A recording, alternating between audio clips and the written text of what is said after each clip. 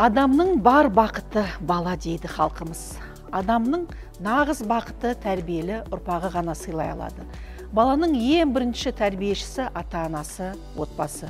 Бүгінгі бала ертеңгі ел азаматы, қазақ елінің болашағы. Ал отбасы мемлекеттің тірегі. Әр отбасының діңгегі берік, ұрпағы тәрбиелі, өнегелі болу үшін сізді 20 қарашада таңдауыңызды жасауға шақырамыз.